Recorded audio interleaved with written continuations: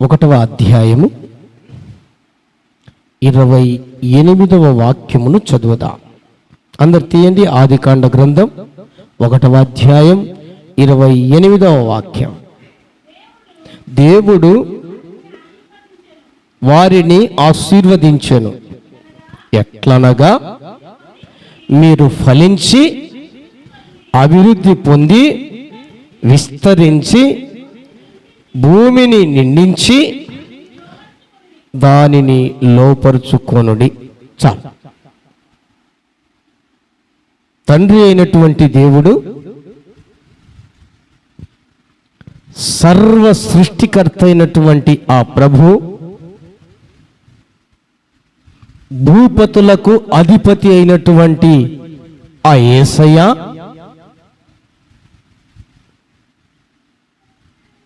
ప్రపంచములో ఉన్నటువంటి సర్వ మానవాళి ఆశీర్వదించబడి, దీవించబడి, ఫలించబడి, అభివృద్ధి చెంది, విస్తరించి, భూమిని నిండించి లోపరుచుకోవటానికి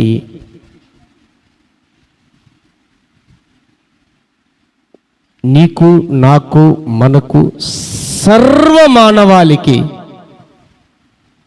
దేవుడు అధికారం ఇచ్చాడు. ఈ వాక్యం ద్వారా మనకు తెలియపరుస్తూ ఉన్నాడు. ఆది కాలమున ఆదాము హవ్వలను నిర్మించినటువంటి ఆ దేవుడు ఆ రోజే తన యొక్క చిత్తమేమిటో, తన యొక్క ఉద్దేశం ఏమిటో, తన యొక్క ప్రణాళిక ఏమిటో తన బిడల ఎడల వెల్లడి చేస్తూ పలికినటువంటి మాట, లేదా గ్రంథములో రాయబడిన లేఖనం. ఆ రోజు చెప్పిన మాట ఈ రోజుకు మనకు అది వర్తిస్తుందా? నిజముగా మనం ఫలించగలమా? నిజముగా అభివృద్ధి చెందగలమా? నిజముగా విస్తరించగలమా? నిజముగా భూమిని నిండించగలమా? వాటిని లోపరుచుకోగలమా అన్న సందేహం ఏమాత్రం ఎవరికి అక్కరలేదండి. ఎందుకంటే ఆయన నిన్న, నేడు ఏకరీతిగా ఉన్న దేవుడు, అల్ఫా ఓమేగా అయినటువంటి దేవుడు, మొదటివాడు కడపటివాడైనటువంటి దేవుడు. అందులో సందేహం అక్కర లేదు.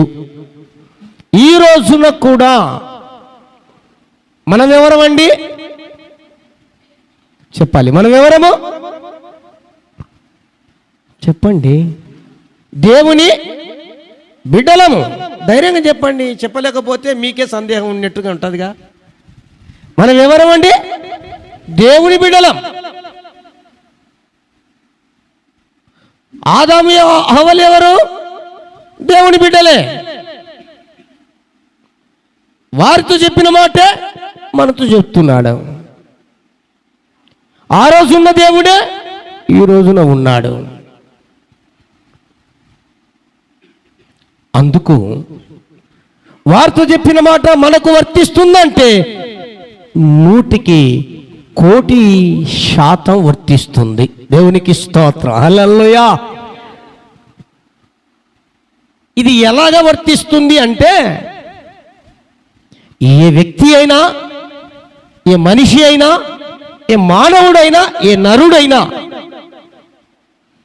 ఆది కాలములో సృజించిన ఆదాము హవ్వల నుండి వచ్చిన వారే. ఏ కులమని, మతమని, వర్గమని, లేదా భాష మాట్లాడువారని తేడా లేదు. చిన్నలని పెద్దలని, వృద్ధులని, స్త్రీలని, పురుషులని ఏ భేదము లేదు. ఈ దేశమని, మరో దేశమని, మరో ప్రాంతమని ఏ తేడా లేదు.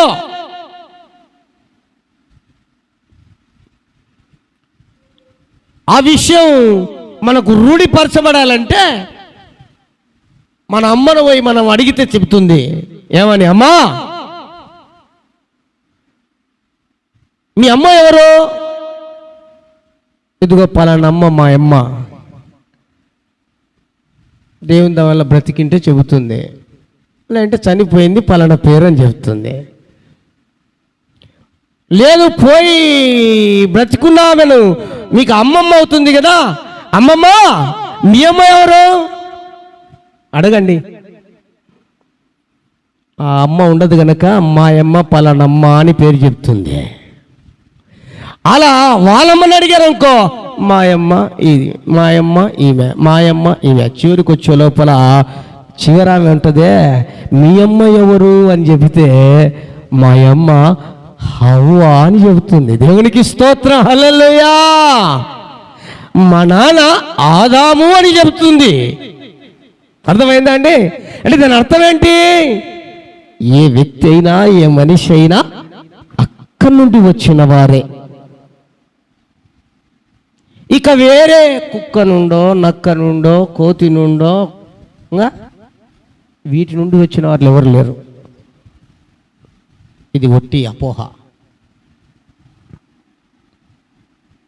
అందుకు ఆనాడు ఆదాము హవ్వలకు వర్తించింది, ఈ రోజున మనకు వర్తిస్తుందా అంటే 100% వర్తిస్తుంది.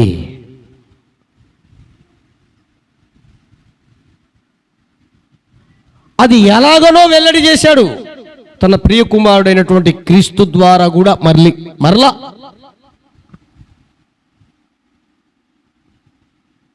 అందుకు భక్తుడు పేతురు కూడా రాస్తూ, మీరు ఆశీర్వాదములకు వారసులగుటకే పిలువబడితిరి అన్నాడు.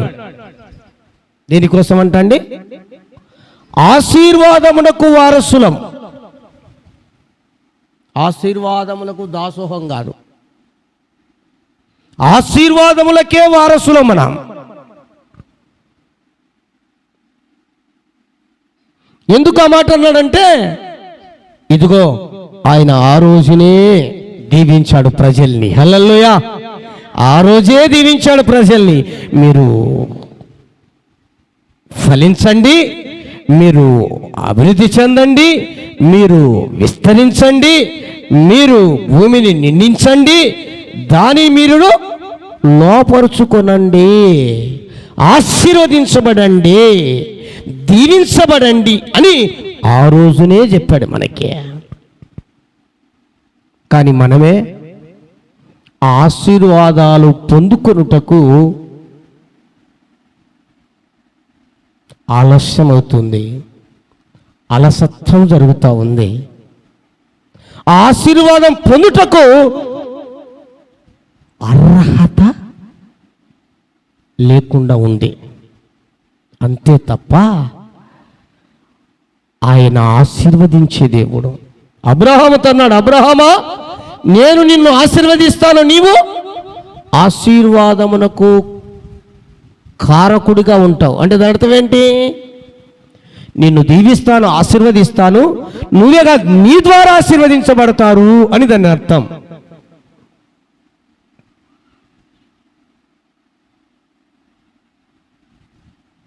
ఈయనెవరు? అబ్రహాం ఎవరండి చెప్పాలి? విశ్వాసులకు తండ్రి, ఆదాముకు కుమారుడు. దేవునికి స్తోత్రం, హల్లెలూయా. అంతే కదా?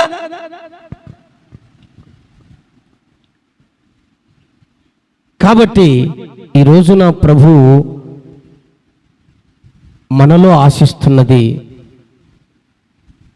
ఆయన ఉద్దేశం, సంకల్పం ఏమిటి అంటే నిజముగా మనం ఫలించాలని, అభివృద్ధి చెందాలని, దీవించబడాలని, ఆశీర్వదించబడాలని, ఈ భూమి మీద ఉన్నటువంటివన్నీ కూడా, ఈ భూమిని ఎంతటిని కూడా లోపరుచుకొని వాటి మీద అధికారం చెలాయించాలని ఆయన కోరుకుంటున్నాడు.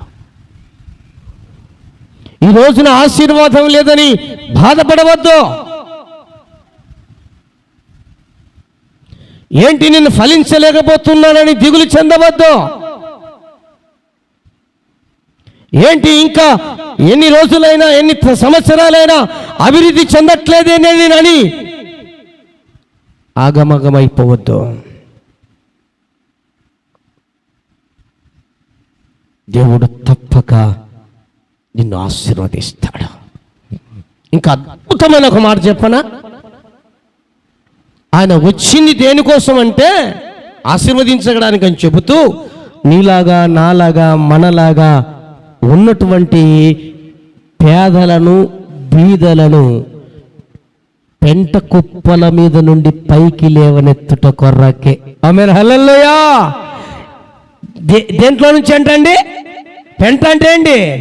నాన్న కొంచెం అబ్బాయిని చూసుకో.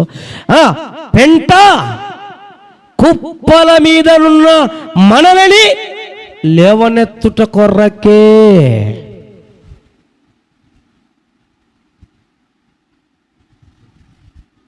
మరొక మాట మోషే ద్వారా మాట్లాడతాడు, ఇదిగో నేను నీకు చెప్పిన మాటలు ఆజ్ఞలను అనుసరిస్తే మీలో ఏ ఒక్కడు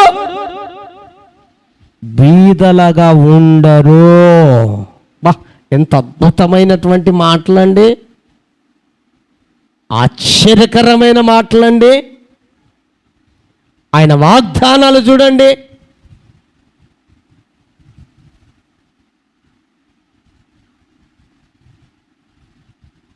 కనుక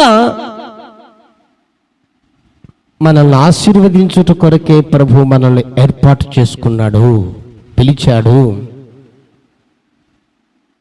కనుక మనం భయపడనక్కరలేదు.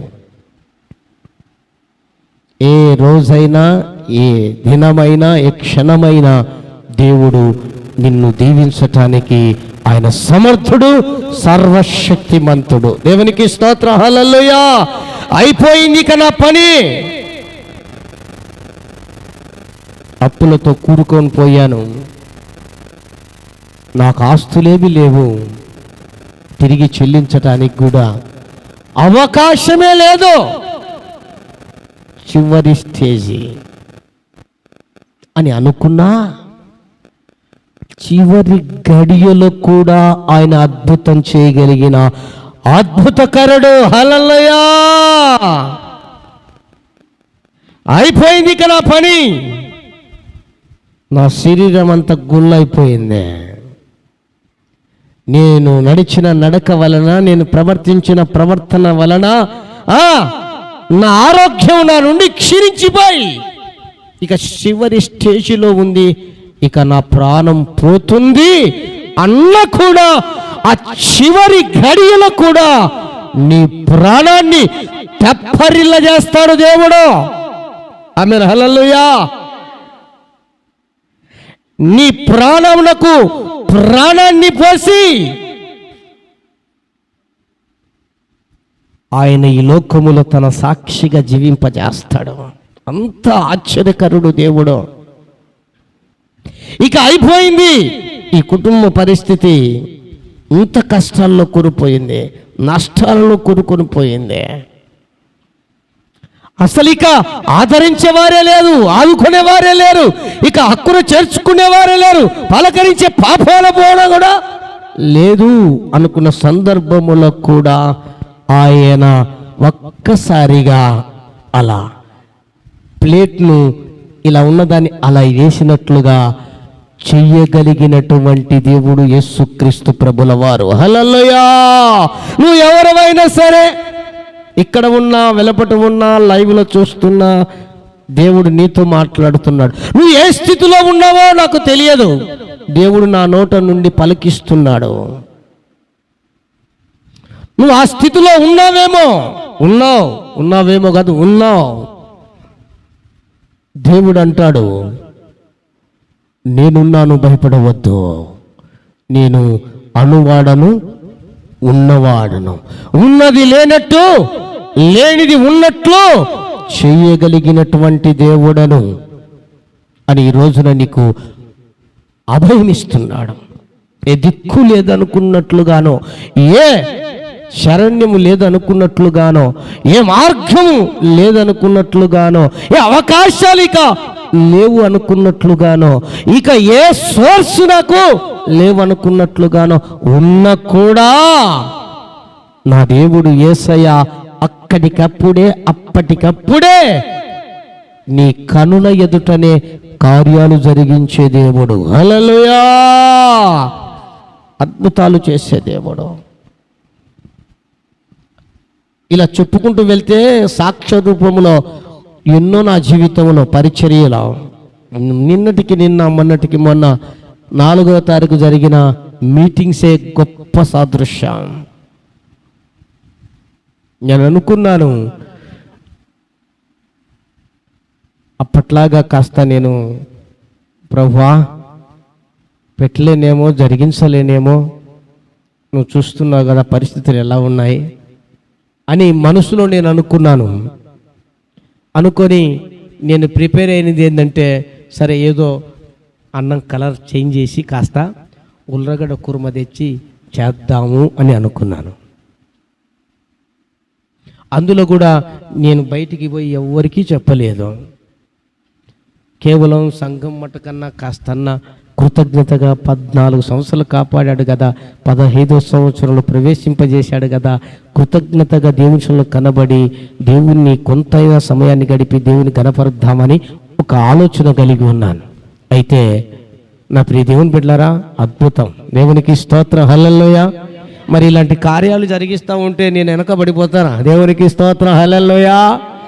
ఏమండి, నా ఊహకు అందని కార్యాలు దేవుడు జరిగించాడు. హల్లెలూయా. అది ఎలా చేశాడన్నది ఆశ్చర్యం. ఏమండి, 10 కేజీలన్నా తెద్దాంలే అని కొందరు సలహాలు ఇచ్చినా నండి సంపూర్ణంగా పూర్తిగా తిని మిగిలిచ్చేటట్లుగా దేవుడు చేశాడు. దేవునికి స్తోత్రం, హల్లెలూయా. సంతృప్తిగా సంతోషంగా అందరం కూడా దేవుణ్ణి ఘనపరిచి మనస్ఫూర్తిగా కడుపుండి తిని వెళ్ళటానికి దేవుడు గొప్పగా కృప చూపి ఆశీర్వదించాడు. మొన్నటి దినానే ఆశ్చర్యం. ఇలా ఎన్నో నా విశ్వాస జీవితంలో మహిమగల పరిచర్యలో మైరులు రాయి ఒక్కొక్కటి దాడుతూ ఉండగా ఎన్నెన్నో కార్యాలు చేశాడు దేవుడు. దేవునికి స్తోత్రం, హల్లెలూయా. ఏమండి, నీ జీవితములో కూడా ఆయన సహాయం చేస్తాడు. అలా విశ్వసించటమే మన పని. ఆయనపై భారం మోపి మనం వెళ్ళటమే ముందుకంతే. ఆధారపడి వెళ్ళడమే, ఆనుకొని బ్రతకడమే. మిగతావన్నీ ఆయన చూసుకుంటాడు. హల్లెలూయా. నా ప్రియ దేవుని బిడ్డలారా, జ్ఞాపకం చేసుకుందా, ఆయన ఆశీర్వదిస్తాడు. అయితే ఆయన చెప్పినట్లు నువ్వు వినాలి, మనం వినాలి. ఆయన ఆశీర్వదిస్తాడు, మనం చెప్పినట్లు, ఆయన చెప్పినట్లు మనం వింటే తప్పక దీవిస్తాడండి. అలా కాకుండా పొరపాటున మాట వినకపోతే, లేదా లోపల పాపమును దాచిపెడితే, దేవునికి ఆయాసకరంగా విరుద్ధంగా ఉంటే, దేవుని రక్షణ నిర్లక్ష్యం చేస్తే, దేవుడిచ్చిన ఈ కృపను వ్యర్థం చేసుకుంటే, దేవుడు అనుగ్రహించిన ఆశీర్వాదాలు చేతులారా నీకు నీవే పోగొట్టుకుంటావు. అంతే తప్ప ఆయన నీ నుండి తీసేయడు, నీకు నీవే దూరం చేసుకుంటావు. అందుకనే సామెతల గ్రంథం 28వ అధ్యాయం 13వ వాక్యంలో రాయబడిన మాట ఒకసారి చూద్దామా? ఈనాడు ఎందుకు ఆశీర్వాదానికి బదులు శాపం దీవెనకు బదులు శాపం, మంచికి బదులు కీడు జరుగుతుండడానికి కారణం ఏంటి? అక్కడ చక్కగా తెలుపబడింది. చదవండి.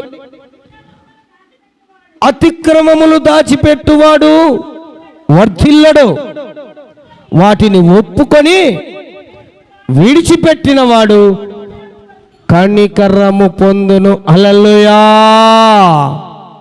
అతిక్రమములు దాచిపెట్టువాడు వర్ధిల్లుతాడా? వర్ధిల్లడు. మరి దాచిపెట్టకుండా బట్టబయలు చేసి ప్రభు సన్నిధిలో, ప్రభువా నా అతిక్రమాలు ఇవి, నేను దాచిన పాపం ఇది, ఈ రహస్యముందు ఉన్నట్టు జరిగిస్తున్న కార్యాలు ఇవి, నా బలహీనతలు ఇవి, యేసయ్యా నన్ను క్షమించి మన్నించి ఆశీర్వదించు స్వామి అంటే దేవుడు అంటాడు, నేను నిన్ను కనికరించి అభివృద్ధి చేస్తాను. హల్లెలూయా. అయినా ఆప్షన్ ఇచ్చాడు చూడండి దేవుడు. ఒక్కటే కారణం అండి మనుషులు దీవించబడడానికి, ఆశీర్వదించబడకుండా ఉండడానికి, కుటుంబాలు వర్ధిల్లకుండా ఉండడానికి కారణం ఒక్కటేనండి.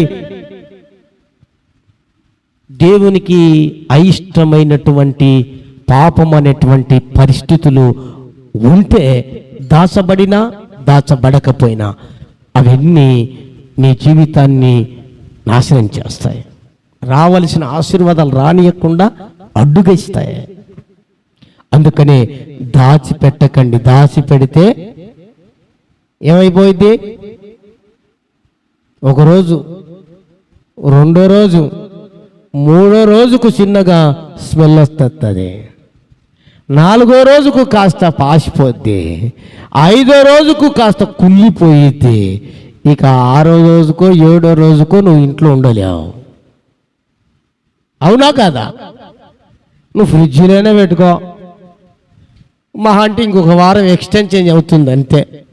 ఆ కరెంటు ఛార్జ్ పెంచిన పెట్టుకున్నందుకన్నా, 20,000 30,000 పెట్టి ఫ్రిడ్జ్ తెచ్చుకున్నందుకన్నా. బా ఏం బుద్ధి కూర్చున్నాడు మళ్ళా. దేవునికి స్తోత్రం. హల్లెలూయా, హల్లెలూయా. ఆ ప్రియ దేవుని బిడ్డలారా, జ్ఞాపకం చేసుకుందాం. అతిక్రమములు దాచిపెడితే మనము వర్తిల్లాం, దేవుని ఆశీర్వాదం పొందలేం. దాన్ని ఒప్పుకొని విడిచిపెడితే దేవుని కనికరం మన మీదకి వస్తుంది. హల్లెలూయా. అంత మాత్రమే కాదు, తన తండ్రి అయినటువంటి దావీదు గారు కూడా ఒక మాట చెబుతున్నాడు చూడండి. కీర్తనల గ్రంథం 1వ అధ్యాయం 1 నుంచి 3 వచనాలు చకచక చదవండి. నిలవక కూర్చుండక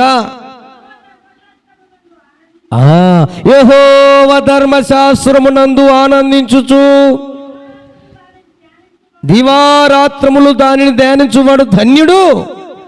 అతడు ఎవరో? ధ్యానించువాడు, ధ్యానించు స్త్రీ, ధ్యానించు కుటుంబం. వారు ఏమవుతారంట? నీటి కాలువల యోర నాటబడిన వాడై ఆకు వాడక తన కాలమందు ఫలమిచ్చు చెట్టు వలె ఉండును.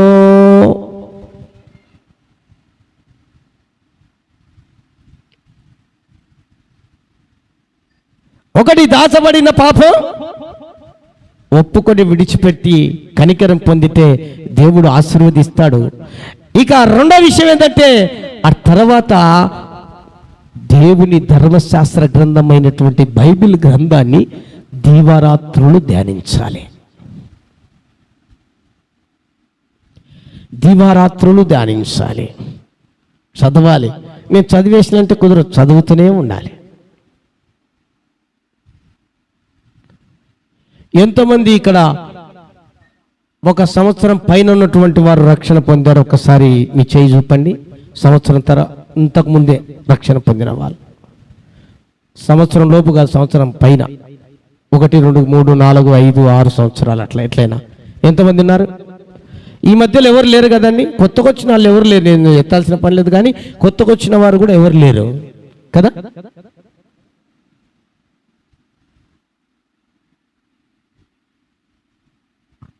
అంటే ఇంకా నమ్ముకొని బాప్తిసం తీసుకున్న వాళ్ళని కథ చెప్పేది. వచ్చిన వారు ఉన్నారండి, ఇంకా నమ్ముకొని బాప్తిసం తీసుకున్న వారు లేరు. అయితే నేను అంటున్నా, ఎంతోమంది నువ్వు దేవుణ్ణి తెలుసుకొని బాప్తిసం పొంది లేదా దేవుని మందిరానికై వచ్చి రోజు ఉదయం సాయంత్రం వాక్యం చదువుతున్నావు.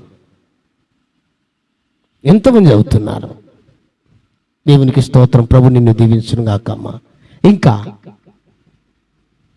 బైబిల్ అంటే దీవారాత్రములో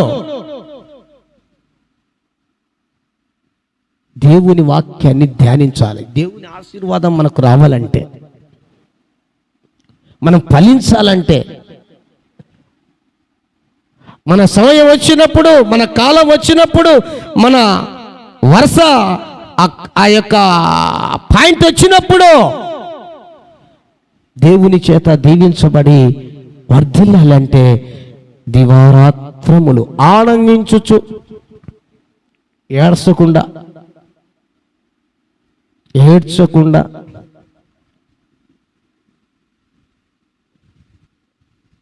నా ప్రియ దేవుని బిడ్డలారా, నాకు బాగా గుర్తుంది, పరిచర్య ప్రారంభించి పరిచర్య కొరకు ముందుకు వెళ్తున్నప్పుడు 3 సంవత్సరాల తర్వాత 4వ సంవత్సరంలో ప్రవేశించాను. ఒకసారి గిద్దలూరు ప్రాంతానికి పరిచర్యకు వెళ్ళాను. ఇంటికి ప్రార్థనకి వెళ్తే ఆ ఇంట్లో వాళ్ళు రమ్మని చెప్పి డోర్ వేసుకొని మరి ఎక్కడ వెళ్ళారో నాకు తెలియదు. గమనించి ఆ ఇంటికాడికి వెళ్తే నేను చూసి ఇక బయలుదేరి రిటర్న్ రావడానికి వస్తుంటే పక్కన ఉన్నటువంటి వారు చూసి, అయ్యా మీరు వారి కోసం వచ్చారా, మీరు ఎవరు అన్నాడు. నేను వైట్ అండ్ అట్లా ఉన్నాను కాబట్టి వారు చాలా ఈజీగానే కనుక్కున్నారు. దేవుని నమ్ముకున్నావు, నువ్వు సేవకునివా అన్నట్లుగా. అవునండి, మీరు దేవుని నమ్ముకున్నారంటే మేము ఇప్పుడే దేవుని నమ్ముకున్నాం, దేవుని సందికి వెళ్తున్నాం అన్నారు. అవునా అన్న. సర్లే అని పిలువంది బాగుండదు కదా ఇంట్లోకి పోవడం అని చెప్పి, సరే అమ్మ చాలా మంచిది పోయేస్తానన్నా. అంటేనే లేదండి మీరేమనుకోకపోతే మా ఇంట్లో ప్రార్థన చేయండి అన్నారు. పోయి ప్రార్థన చేశాను. ప్రార్థన చేసిన తర్వాత ప్రార్థన ముగించుకున్నాను. ఇక నంద్యాలకు మళ్ళా బండికి వెళ్ళాలి. పిలిచిన వ్యక్తులేమో రమ్మని చెప్పి డోర్ వేసుకొని వెళ్ళిపోయారు. పక్కింటి వ్యక్తులేమో ప్రేమతో పిలుచుకొని ప్రార్థన చేయించుకున్నారు. ఇక అయిపోయిన తర్వాత నేను నంద్యాలకు వెళ్ళిపోవాలి. మీరు నమ్మండి, నా దగ్గర 10 రూపాయలు కూడా లేదు. 10 రూపాయలు కూడా లేదు. పైపిచ్చు ఆ రోజే ఎందుకో ట్రైను 2 గంటలు లేట్ అయింది. 2 గంటలు లేట్ అయింది. ఇక ప్లాట్ఫారం మీద అవి ఉంటాయి కదా, బెంచిల్లాగా ఉన్న దాంట్లో ఆడ పండుకొని కాస్త అట ఇట కదులుకుంటూ చిన్నగా రాగాలు మొదలు పెట్టా. దేవునికి స్తోత్రం, హల్లెలూయా. అప్పుడు కొంచెం పాడాలని, పాటలు రాయాలని కొంచెం ఆతృత. అందుకనే అప్పుడప్పుడు అట్లా ఖాళీగా ఉండేప్పుడు మరింత బాగా ఎక్కువగా బిగ్గరగా మనస్ఫూర్తిగా పాడుకుంటా ఉంటాను నేను కొన్ని సందర్భాలు. ఎంత బాధ ఎక్కువైతే అంత ఎక్కువ పాడుకుంటా. దేవునికి స్తోత్రం, హల్లెలూయా. ఎంత బాధ ఎక్కువైతే అంత ఎక్కువ పాడుకుంటాను నేను పాటలు. అట్లాగా ఆ సందర్భంలో అలా ఇలా దొలుతా ఉన్నాను. చివరికి బాగా దేవుని సన్నిధిలో అలాగా స్మరిస్తూ పాట పాడుకుంటున్న 2 గంటల తర్వాత ట్రైను సిగ్నల్ ఇచ్చింది రావడానికి, కుయ్యి అని వస్తుంది. అప్పుడు మళ్ళీ జ్ఞాపకం వచ్చి, టికెట్ తెచ్చుకుందాం అంటే డబ్బులు లేవే, ఏం చేయాలా? సరే దేవునికి స్తోత్రం, చిన్నగా బుకింగ్ దగ్గరికి వెళ్ళా. ఏవో డబ్బులు ఉండేట్టు జోలో ఊరికి అట్లా పోయా. అంటే టికెట్ తెచ్చుకుందామని కాదు, అలా ముందుకు వెళ్ళి అట్లా పోయేద్దామని పోయా, బయటికి పోయేద్దాం అన్నట్లుగా. అలా తిరుక్కొని ఇలా వస్తున్నా, బుకింగ్ దగ్గర చూస్తే నాకు తెలిసినటువంటి ఒక వ్యక్తి కనపడ్డాడు. కనబడతానే ఆయన నాకంటే చూసిన వెంటనే పలకరించాడు. అంటే నా క్లాస్మేట్, వెంకటేష్ ఏమి వీడున్నావు అన్నాడు. అంటే ఏం లేదు బ్రదర్, ఇట్లా వచ్చాను. ఏమి ఇక్కడికున్నావు అంటే, ఇట్లా పోతున్నా నేను ఇట్లా హైదరాబాద్కు జాబ్ చేస్తున్నాను అక్కడ. అవునా, చాలా సంతోషం బ్రదర్ అన్నాడు. ఏమి ఇట్లానే ఎప్పుడు వైట్ అండ్ వైట్లోనా అంటే ఇట్లా సో నేను సేవ చేస్తున్నాను ఇలా అని మాట్లాడా. సరేనా అట్లా అని చెప్పి ఇంకా టికెట్ తీసుకోవడానికి ఉన్నాడు కదా, నాకు ఒక టికెట్ ఆయన తీసుకొచ్చాడు. దేవునికి స్తోత్రం, హల్లెలూయా. టికెట్ తీసుకొచ్చాడు. టికెట్ తీసుకున్న ఆయనతో పాటు ఎక్కిన ట్రైన్లో కూర్చున్న దేవుని బిడ్డ ఇంకా చిన్నగా మాట్లాడుకుంటూ కొన్ని విషయాలు తెలుపుకుంటూ నేను సమయ సందర్భాన్ని కొట్టి చెప్పుకుంటూ వెళ్తున్నాను. ఇక నంద్యాల దగ్గరికి వచ్చింది. అతను ఏమనుకున్నాడు ఏమో కానీ పర్సు తీసి, ఇదిగో నీ దగ్గర పెట్టుకో బ్రదర్, ఏమనుకోకుండా అన్న నీ దగ్గర పెట్టుకో అన్నాడు. నేను మాట్లాడే మాటలు అప్పుడు వెంకటేష్ ఓరేగిరన్నాడు. కొన్ని మనం మాట్లాడే మాటలు తీరు వేడుకుంటుంది కదా, ప్రవర్తన గమనించిన వాడు ఏమనుకున్నాడు ఏమో కానీ నిజంగా దేవుని ప్రేరేపణే. అన్యుడు అతను, దేవుని నమ్ముకున్న వ్యక్తి కాదు. పర్సు తీసి చేతిలో ఇట్లా పెట్టాడండి. చూస్తే 500 రూపాయల నోటు. దేవునికి స్తోత్రం, హల్లెలూయా. 10 రూపాయలకు 20 రూపాయలకు టికెట్ కోసం తారాడుతూ ఉంటే 500 రూపాయలు టికెట్ ఇచ్చి దేవుడు ఇచ్చాడు. దేవునికి స్తోత్రం చెప్పండి, హల్లెలూయా, హల్లెలూయా. అద్భుతాలు చేస్తాడండి. నేను అదే చెప్పేది, దేవుని మాట వింటే చాలు మనం, అంతే. కొన్ని సాకులు చెప్పుకుంటూ దేవుని మాటలు లేకపోతే దేవుని దాటేసిపోతుంటారు. ఉండొచ్చు, బహుశా కొన్ని ఉండొచ్చు, మనం కాదనం. మన బలహీనతలు ఉంటాయి, మన మనుషులం కదా, ఉంటాయి. కానీ దేవుని సన్నిధిలో నిజముగా దీవారాత్రములు ఆయన వాక్యాన్ని ధ్యానించటం కానీ ప్రార్థించటం కానీ ఆయన మాట వినాలని ఆశతో కనిపెట్టుకున్నా కూడా మన మనసుతో సహా దేవుడు చేంజ్ చేసి మనకు అనుకూలంగా మార్చేస్తాడు తప్పక. ఇలాంటి ఎన్నెన్నో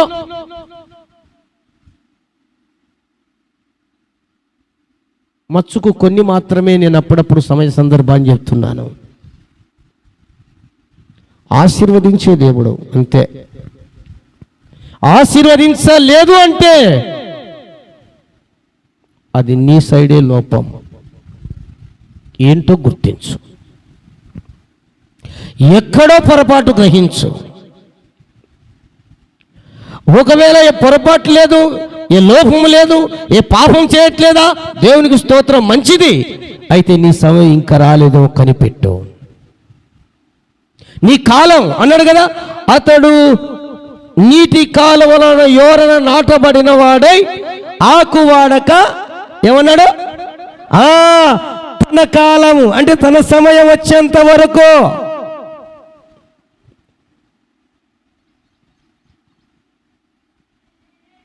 నీ సమయం వచ్చేంత వరకు కనిపెట్టు. ఆలస్యమయ్యే కొద్దీ ఇంకా అద్భుతమైన ఆశీర్వాదమే. ఎంత ఆలస్యమైతే అంత అద్భుతాలే, ఎంత ఆలస్యమైతే అన్ని అద్భుతాలే. మృత్యుంజయకుంటలో నేను 2-3 నెలలకు ఒకసారి ఒక ఇంటికి వెళ్ళేవాడిని. నా బాగా పరిచయస్తులు. సంగమం ఏర్పాటు చేయకముందు నేను మా మామగారు సేవకులు నడిపిస్తున్న ఆ యొక్క చోటికి నేను కూడా ప్రేయర్స్కి వెళ్తున్నప్పుడు మా పరిచయస్తులు వాళ్ళు. ఆ కుటుంబంలో ఉన్నటువంటి అక్కగారి యొక్క కుమార్తెకు వివాహం చేసి దగ్గర నాకు తెలిసి ఒక 7-8 సంవత్సరాలు అయింది. పోయినప్పుడల్లా బాధపడేవారు. అంత బాగుంది, ఆర్థికంగా బాగుంది, ఉద్యోగాల పరంగా బాగానే ఉన్నతంగా ఉన్నారు, అన్ని ఇల్లులు బాగున్నాయి, ఏది కొనవలేదు, కానీ సంతానం లేదు. అదొక్కటి వారిని ఎంతో వేధించేది. నేను పోయినప్పుడల్లా ఏడ్చి మరి ఆ ప్రార్థన విన్నపాన్ని కోరేవారు. ప్రభు సన్నిధిలో తప్పక వారికి కొన్ని మాటలు చెప్పి, దేవుని గ్రంథంలోని మాటలు చెప్పి ధైర్యపరిచి దేవుడు తప్పక దయచేస్తాడు. కాస్త ఓర్పు పట్టు. ఆలస్యమవుతుందా, అద్భుతాలు చేస్తాడమ్మా, నువ్వు భయపడొద్దు. దేవుడు దయచేస్తాడా, దేవుడు కార్యం జరిగిస్తాడా అని నా సాక్ష్యాన్ని చెప్పా. నేను అస్సలు వద్దు, 2 పిల్లలు చాలనుకున్నాను, వద్దు అని ఎంతో నిర్లక్ష్యం చేశాను, వద్దనుకున్నాను. కానీ నేను వద్దన్నా నాకు ఇచ్చినాడు మరొక అబ్బాయిని. దేవునికి స్తోత్రం. హల్లెలూయా. ఎన్ని సంవత్సరాలు? 10 సంవత్సరాల దగ్గర, 8 సంవత్సరాల గ్యాప్ అని ఆ మాట కూడా చెప్పాను. మనం దేవుడు చేసిన మేలు చెప్పానండి. వాళ్ళు విశ్వసించారు. ప్రతిరోజు ప్రార్థన చేస్తున్న వారి కోసం. ప్రియ దేవుని బిడ్డలారా, 8 సంవత్సరాల తర్వాత 2 కవల పిల్లలను, దేవునికి స్తోత్రం. హల్లెలూయా. 2 మగ పిల్లలనే. వాళ్ళు చూడముచ్చటగా ఉన్నారు. వాళ్ళు వెళ్తే ఎంత బాగా, చూస్తుంటే ఎంత ముద్దొస్తున్నారో. దేవుడు అన్యాయస్తుడైన వాడు కాదండి. అది ఏదైనా మనం అడిగితే ఇస్తాడు, చేస్తాడు. అయితే మన సమయం రావాలి. అంతవరకు వేచి ఉండాలి. అంతవరకు ప్రార్థిస్తూనే ఉండాలి. అంతవరకు దేవుని వాక్యం ధ్యానిస్తూనే ఉండాలి. అంతవరకు కూడా నిరీక్షణతో కనిపెట్టుకుంటూనే ఉండాలి. అంతవరకు కూడా ప్రభువులో విశ్వాసం సడలిపోకుండా మనం ముందుకు వెళ్ళాలి. దేవుడు అద్భుతాలు చేస్తాడు, కార్యాలు జరిగిస్తాడు. ఒకవేళ అలా చేయట్లంటే ఒక్కటి జ్ఞాపకం చేసుకో. ఒకటి, ఏమైనా ఇంకా తెలుసో తెలియక నేనేమన్నా చేస్తున్నానా? First of all. రెండవదిగా, ఒకవేళ రహస్యంగా దాపరికంగా దాచబడినది ఏదైనా పాపం ఉందా? ఇక మూడవదిగా, ఈ 2 ఏవి లేవంటే చాలా సంతోషం. దేవుడు తగిన కాలంలో నిన్ను తప్పక హెచ్చిస్తాడు. ఆమేన్. హల్లెలూయా. తప్పక హెచ్చిస్తాడు. నా ప్రియ దేవుని బిడ్డలారా, ఆ రీతిగా దేవుడు ఫలింప చేస్తాడు. అందులో మనం జ్ఞాపకం చేసుకుంటే ఆదికాండ గ్రంథం 37వ అధ్యాయం 2వ వాక్యం ఒకసారి చదువుదామా? బైబిల్ గ్రంథం ద్వారా తన దాసుల విషయాల్లో, తన బిడ్డల విషయాల్లో దేవుడు జరిగించిన కార్యాలను ఒకటి రెండు జ్ఞాపకం చేసుకుందాం. చదవండి. 37వ అధ్యాయం 2వ వచనం.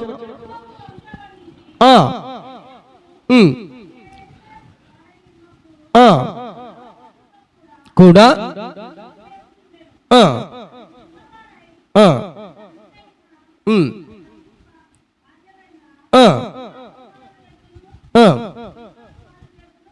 ఉండేను.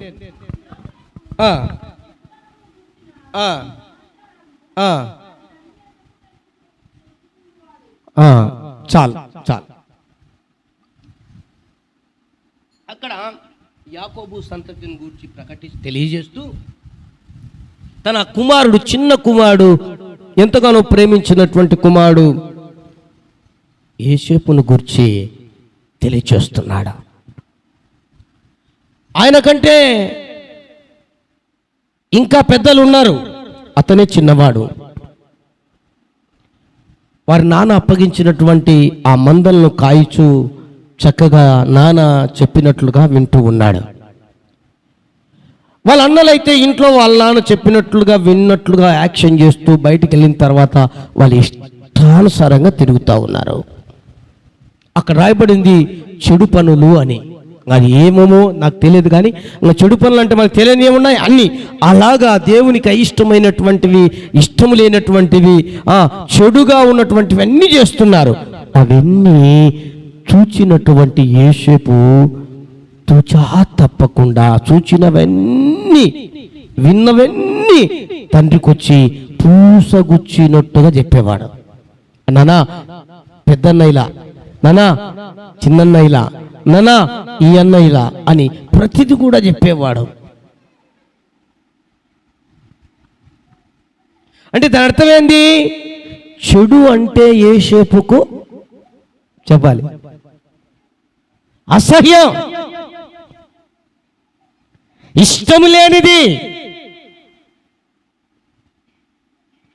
అలానే మనం చదువుకుంటూ వెళ్తే ఇంకా చాలా అద్భుతమైనటువంటి మాటలు, లేదా 39:12 వాక్యంలో చదివితే అక్కడ రాయబడి ఉంది, తాను ఒకసారి ఎవరి వయసులో ఉన్నప్పుడు అంటే ఇదంతా అయిపోయిన తర్వాత వారి అన్నలు కోపగించుకొని అసూయపడి ఆయనను కొట్టి అమ్మేసి గుంటలేసిన తర్వాత అమ్మేసి ఐగుప్తుకు పంపించిన తర్వాత ఐగుప్తుల తర్వాత వెళ్ళిన తర్వాత ఒక అతను కొనుక్కొని ఆయన మరలా వేరే వాళ్ళకి అమ్మితే ఆ రాజు అంతఃపురంలోనికి వెళ్ళి అక్కడ గాసగానిగా పనివానిగా ఉంటూ ఉన్నప్పుడు అక్కడ ఉన్నటువంటి రాజు భార్య కన్నేసి శయనించాలనుకొని ఆయనను బలవంతం చేస్తే అప్పుడు కూడా తాను దూరమైపోయి ఆ పాపాన్ని అసహించుకొని విడిచిపెట్టి పారిపోయినప్పుడు అన్యాయంగా అపనిందలు వేసే బందీగా జైల్లో వేసినప్పుడు ఆ సందర్భములో కూడా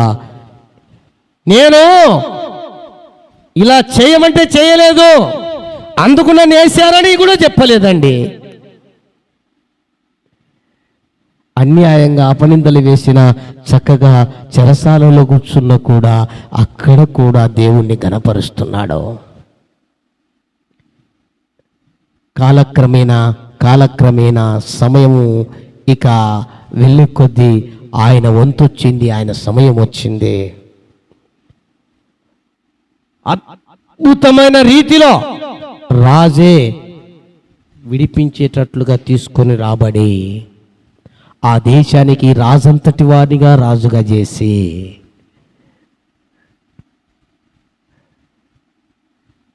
తన ఒక్కడు అధికంగా ఉన్నతంగా ఉండడం కాదు, ఆ దేశ ప్రజలకు ఉన్నతుడిగా ఉండి ఆశీర్వాదానికి కారకుడిగా ఉండి ఆ దేశానికే కాదు వారి కుటుంబము ఎవరైతే అమ్మారో లేదా ఎవరైతే కన్న తల్లిదండ్రులుగా ఉన్నారో ఆ ప్రాంతంలో ఉన్న వారిని కూడా పోషించటానికి, వారిని కూడా ఆశీర్వదించటానికి, ఆశీర్వాదానికి కారకునిగా ఉండటానికి దేవుడు లేపాడు, ఫలించేటట్టు చేశాడు, ఫలించే కొమ్మగా చేశాడండి. మన అంతటి కారణం ఏంటో తెలుసా? ఇంత చెప్పిన ఆ మాటలు అంతటి కారణం ఏంటి?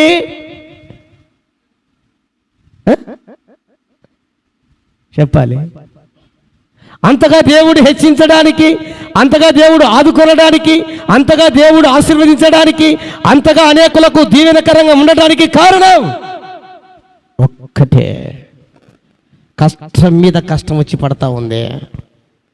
ఏమండి, మంచి చెప్పిన దానికి అన్నలు ఇలా చేస్తున్నారని ఉన్నది ఉన్నట్టు చెప్పిన దానికి అన్నలు కక్ష కట్టి కొట్టటము, గుంటలు వేయటము, చచ్చిపోలేదని చెప్పి మరలా వర్తకులకు అమ్మి వేయటము, అక్కడికి వెళ్తే ఇంకొకరు రాజింటికి అమ్మి వేయడం, అక్కడికి వెళ్తే అక్కడ వాళ్ళ మాట వినలేదని చెప్పి అక్కడ మరలా చెరసాలకు పంపడం, ఎన్ని ఒకదాని మీద ఒకటి ఎన్ని అండి.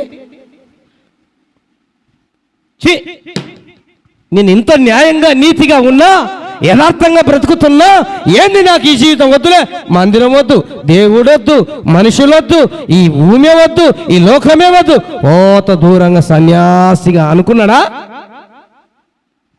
అనుకోలేదా? గుంటలో పడవేసినా దేవానికి స్తోత్రం అనుకున్నాడు. వాళ్ళ అన్నలు కొట్టినా దేవానికి స్తోత్రమే అనుకున్నాడు. అమ్మివేయబడినా దేవానికి స్తోత్రం అనుకున్నాడు. చెరసాలలో అనవసరంగా అపనిందలు వేసి చెరసాలలో వేయించినా దేవానికి స్తోత్రం అనుకున్నాడు. తన సమయం వచ్చింది. గుంటలో పడిన వాడెక్కడా? ఏమండి, రాజంతటి రాజుగా మార్చబడడం ఎక్కడా? ఒక్కసారి ఊహించుకోండి. ఒకసారి నీ కళ్ళ ముందట ఆ సన్నివేశాలన్నీ కూడా తీసుకోండి. ఆశ్చర్యం.